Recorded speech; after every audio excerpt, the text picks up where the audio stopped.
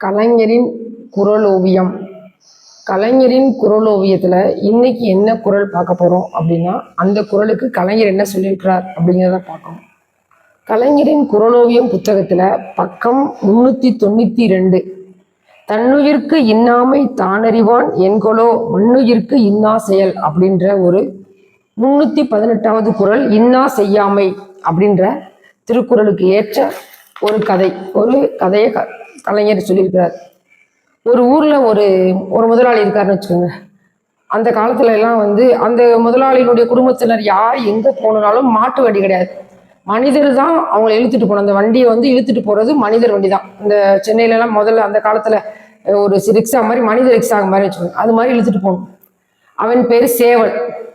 அவனை அந்த குடும்பத்தில் இருக்க பெரிய 96 வயசு பாட்டியும் சேவல் இங்கே வாடா அப்படின்னு சொல்லுவோம், 8 வயசு குழந்தையும் சேவல் இங்கே வாடான்னு சொல்லுவோம். ஒரு அடிமை மாதிரி அவனை வச்சிருப்பாங்க. அடிமையிலே மிக அடிமையா அந்த வண்டியில போகும்போது அங்கே எங்கேயாவது வெளியூருக்கு போனாலும் அவன் தான் அவங்களை இழுத்துட்டு போகணும்.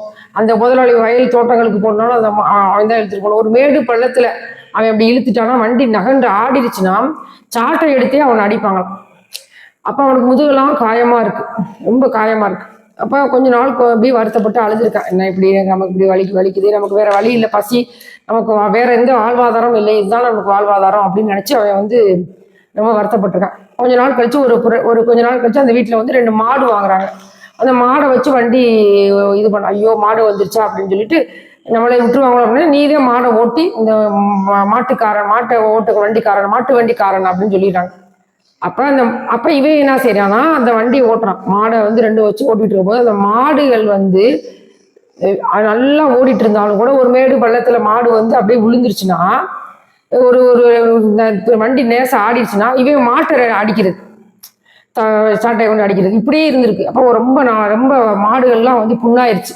அப்போ ஒரு நாள் மாடுகள் 2 இவனுடைய கனவுல சொல்லுதான், நீ உன்னுடைய முதுகெல்லாம் எவ்வளவு கோடு இருக்கு, அதெல்லாம் அவங்க அடிச்சது தானே, இப்ப எங்களையும் நீ அடிக்கிறியே, எங்களுக்கும் அது மாதிரி தானே வேதனை இருக்கும் அப்படின்னு மாடுகள் சொல்லிச்சான். அப்ப அவனுக்கு புத்தி தெளிஞ்சு போய் அந்த தொழுவத்துல போய் மாடுகளை பார்க்கும்போது அந்த புண்ணுல கூட உட்காந்துருச்சு. அந்த புறம் ஆத்தி விட்டுட்டு, ஐயோ நம்ம தப்பு செஞ்சு இனிமேல் அடிக்கக்கூடாது அப்படின்னு அதுக்குத்தான் இந்த அருமையான குறளை கலைஞரின் குறளோவியத்துல தன்னுயிருக்கு இன்னாமை தானறிவான் என்கொலோ மண்ணுயிருக்கு இன்னா செயல் தன்னுயிருக்கு துன்பம் தரக்கூடியவை எவை என்று உணர்ந்த ஒருவன் மற்ற உயிர்களுக்கு அந்த துன்பங்களை செய்வது என்ன காரணத்திலோ அப்படின்னு அருமையா முடிச்சிருக்கிறார் குறளோவியம். தொடர்ந்து பார்ப்போம், தொடர்ந்து படியுங்கள்.